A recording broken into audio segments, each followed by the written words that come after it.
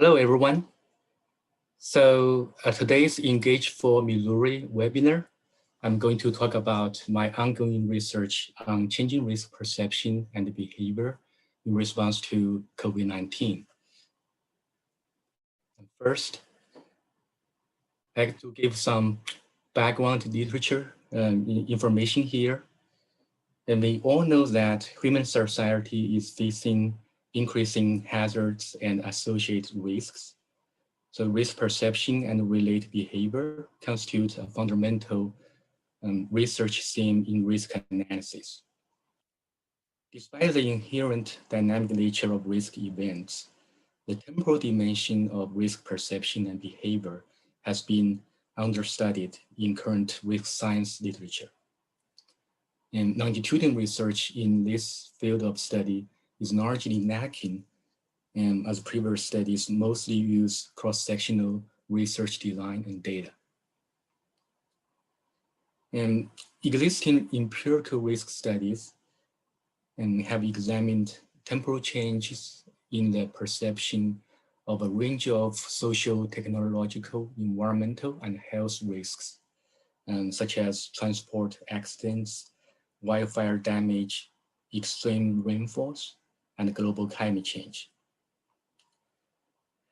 In the literature, risk perception is generally assumed to be a key factor influencing prevention or mitigation behavior.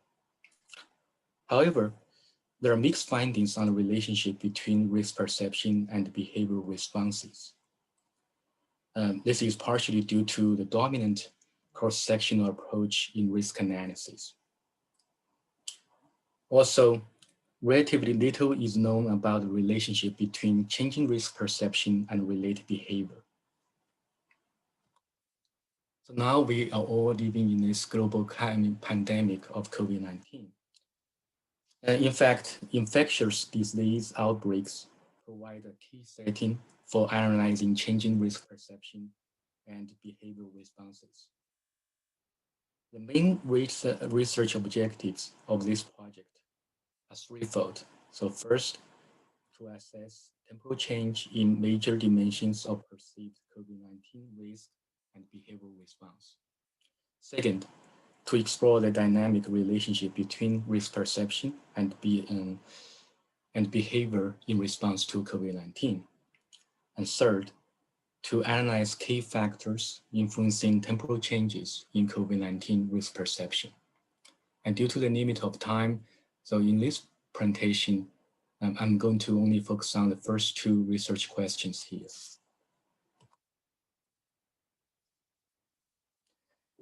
So based on the current literature and relevant theory, we have developed three research hypotheses that relate to the relationship between risk perception and behavior. The first is the accuracy hypothesis, which means that there is an agreement between risk perception and risk behavior at any given time. The second is motivation hypothesis. So risk perception can motivate or facilitate future risk behavior. And then the third is reappraisal hypothesis.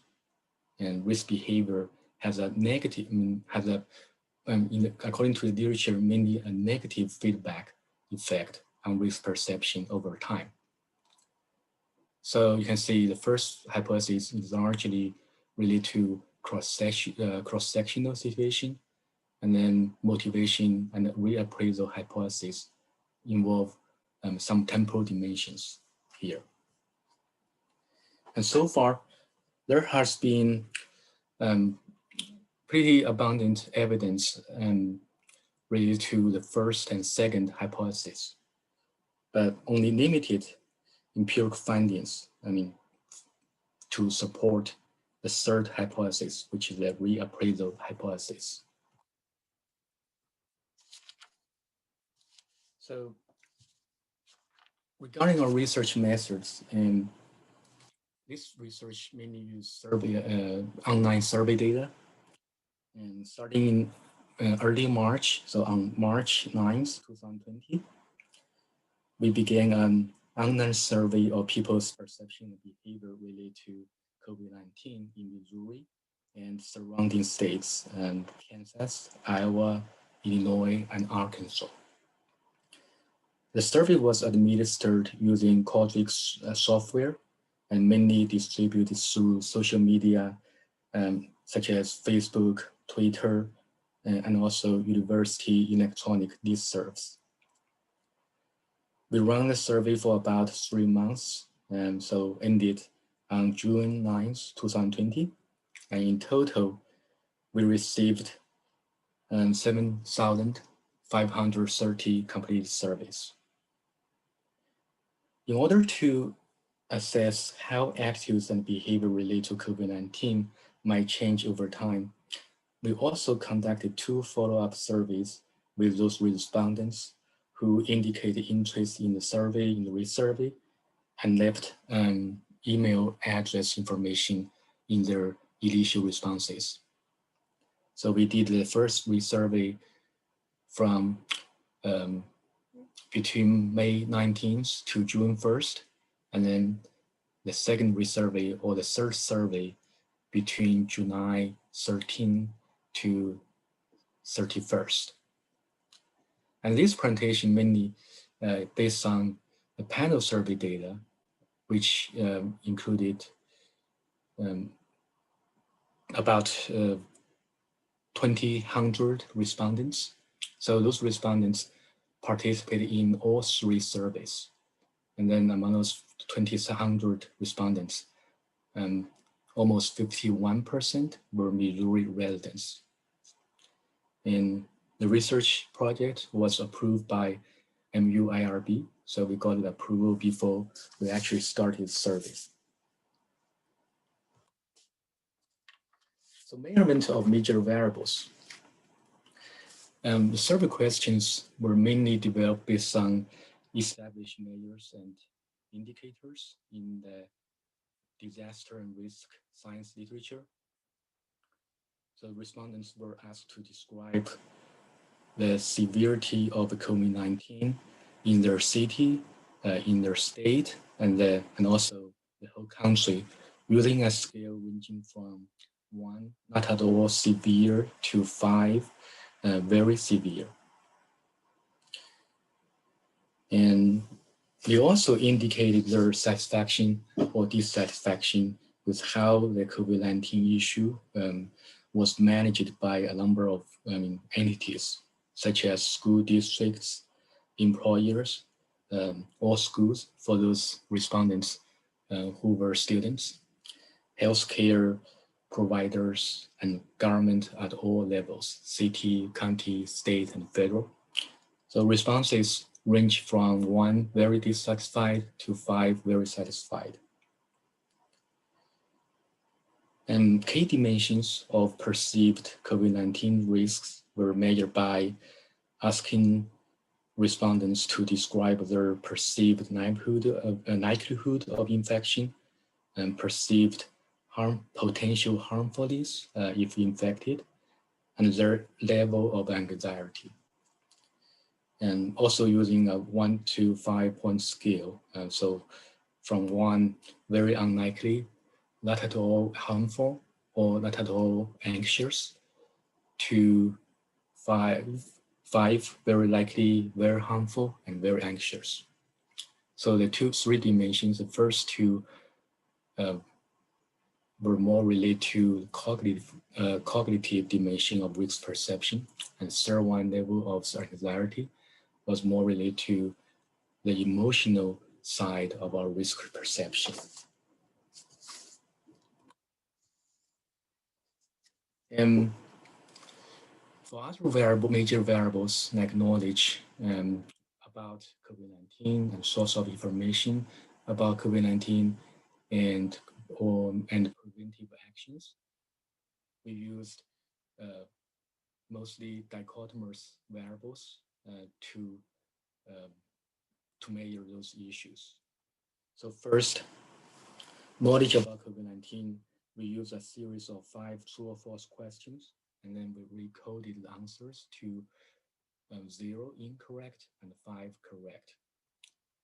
And for information sources, we ask participants to identify if they relied on any of those information sources listed in the survey, and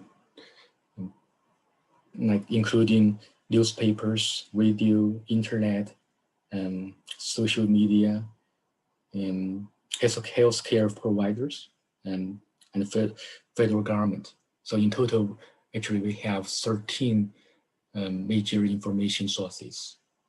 So the answers were coded as 0, no, and 1, yes. Additionally, respondents were asked about actions taken during the past months at the time of the survey. And those actions, for example, like washing hands more frequently and avoiding public gathering, right? So we developed those questions based on mostly CDC materials.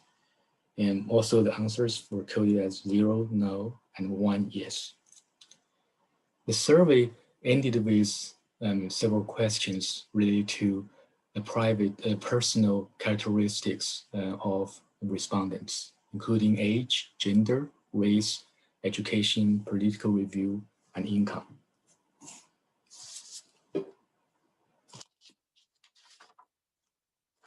And analytical procedures was mainly guided by our 2 research questions here.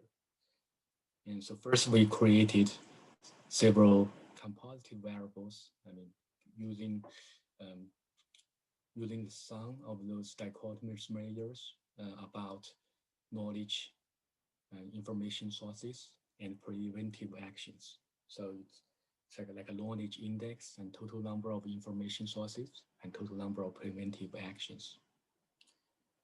And then regarding analysis, we first use one-way repeated measure ANOVA with post hoc tests to examine temporal changes in major variables. And then we use structural equation modeling to analyze the dynamic and reciprocal relationships between risk perception and related behavior. So this the structural equation modeling method allow us to examine the longitudinal cross-lag, relationship or path models in this case. Here, this is a very quick summary of the characteristics of panel respondents, the 1,240 panel respondents.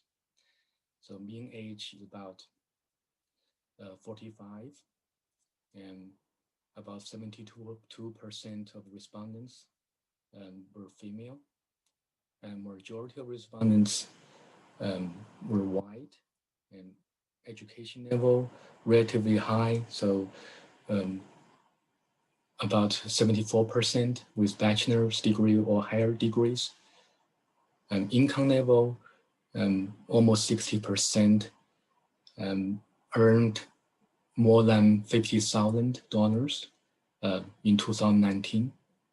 More than, yes, that's a personal total income. And political view, mostly I think as a whole, the sample held a pretty liberal view, political view. So you can say almost 60% with a liberal or moderate liberal political view.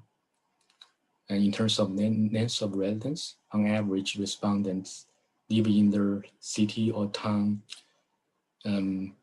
for about 18 years. So compare this sample to the whole survey sample, right? The sample for the initial survey, which included more than 7,000 respondents. This panel sample has a higher proportion of Missouri residents, and also is relatively younger, more educated, and more liberal in terms of political view than the larger sample. Otherwise, regarding gender, race, income, and length of residence, these two samples were pretty much very similar. And So this figure shows the perceived severity of COVID-19 for city, state, and country. And you can see here the pattern of temporal changes here for city and country very similar, except for that the level for country was much higher than city in each study phase. But then for both city and country perceived severity, there wasn't any significant difference between time 1 and time 2, and then there was this increase in time 3. And for perceived severity in the state, and you can see the pattern is a little bit different from here, and there was an increase in time 2, and then there was an increase in time 3. So overall, relatively lower perceived severity than in city and state than in the whole country. And knowledge and information sources relate to COVID-19. You can see as a whole, the panel sample was very informed about the COVID-19 issue. And then regarding knowledge index, there wasn't any significant difference across the 3 study phases. So generally very high level of knowledge. But for number of information sources, you can see there was a decrease in time 2, and then this number become lower again in time 3. And then the differences were all significant.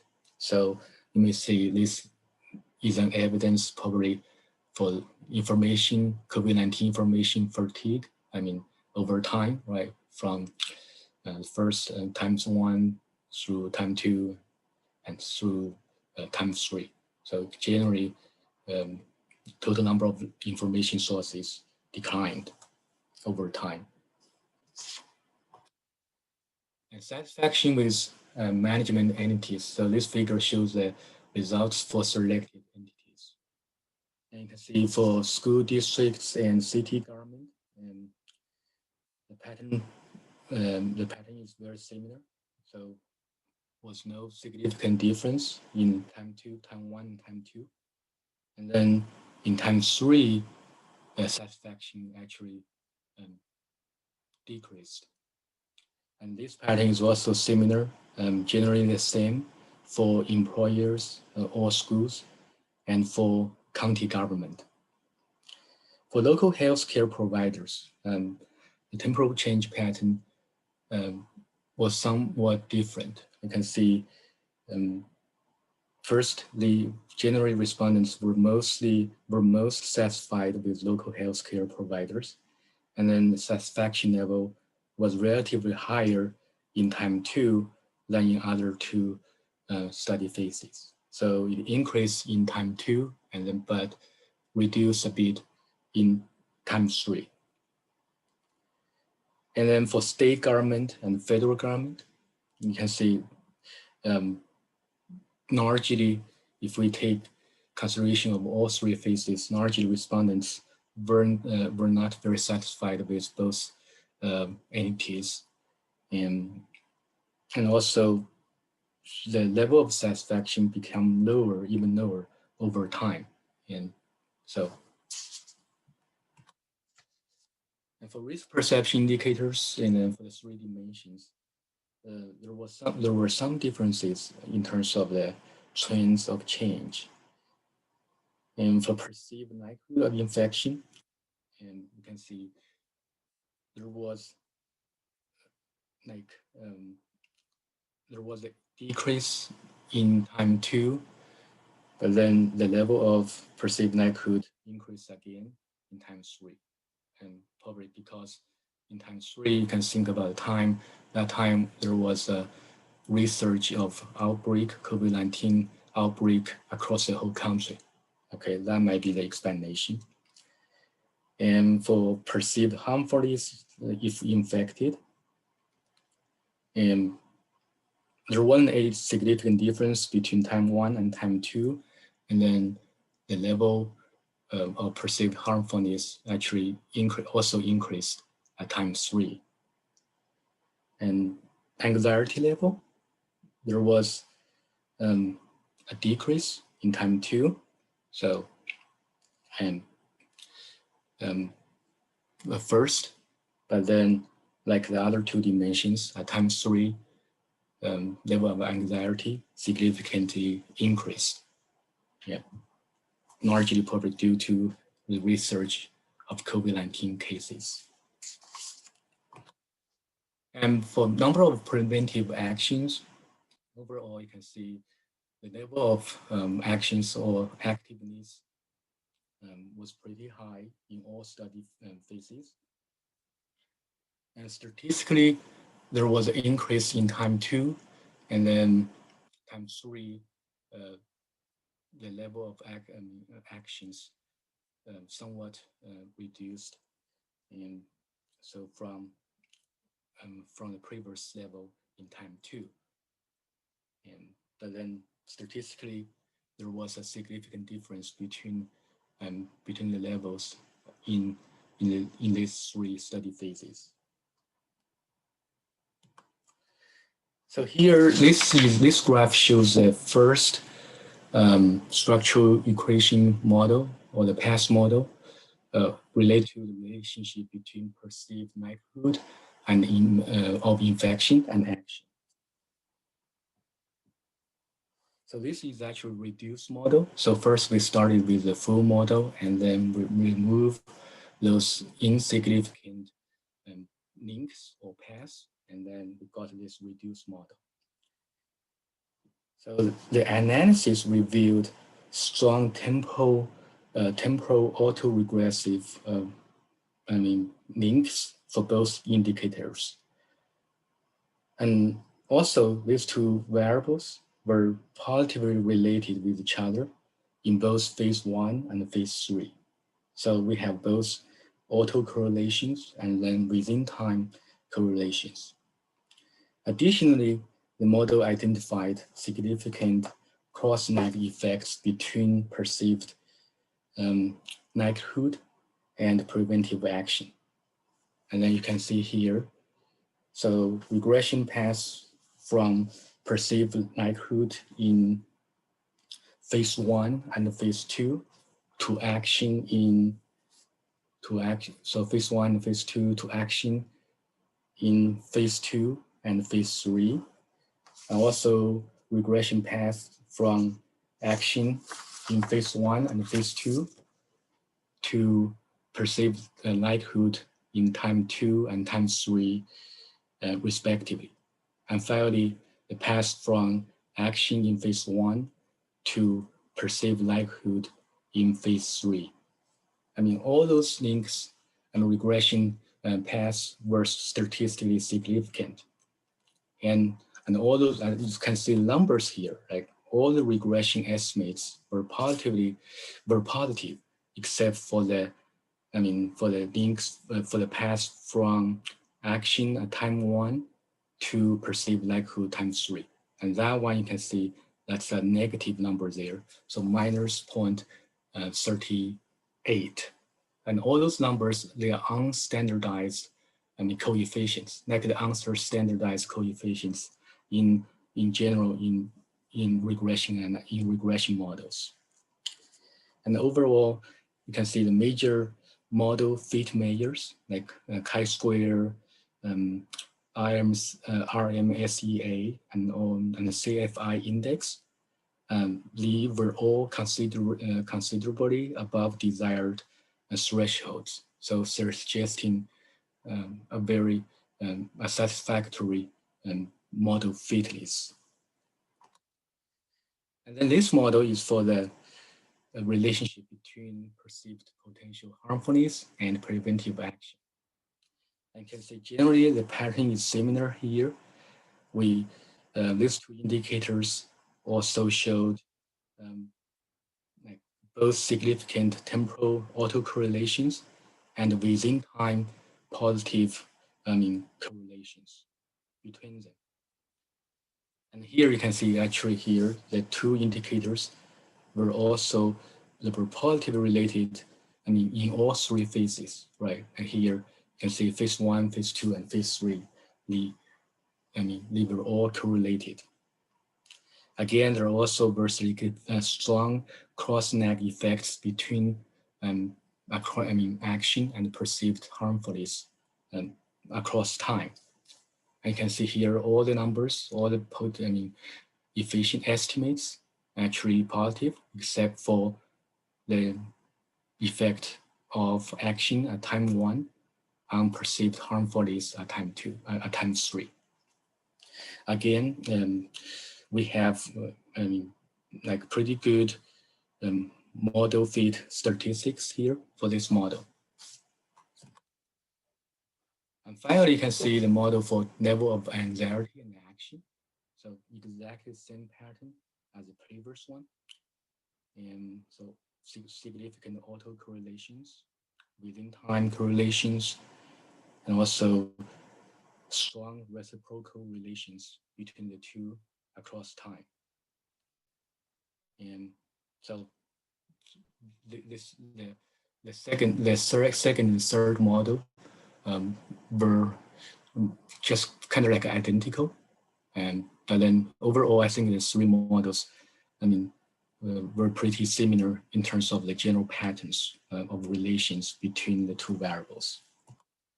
So finally, to summarize, right? So this research study, the analysis revealed significant temporal changes in perception, in particular risk perception and behavior related to COVID-19 pandemic.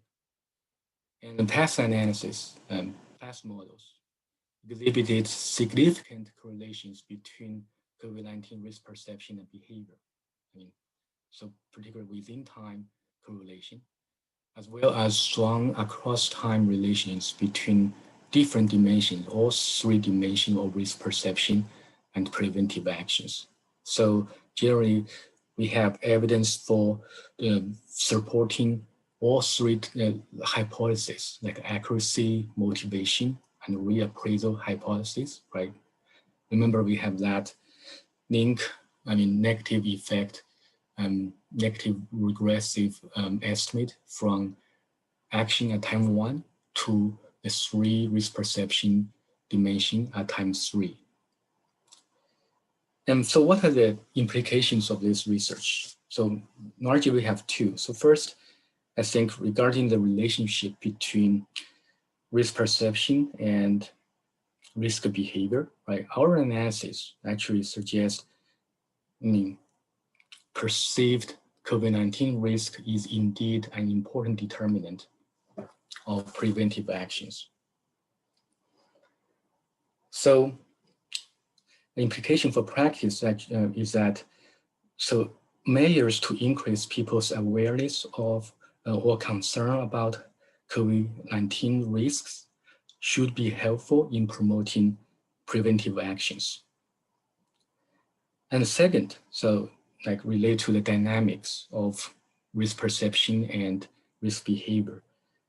And so both research and the analysis showed both risk perception and actions could evolve over time.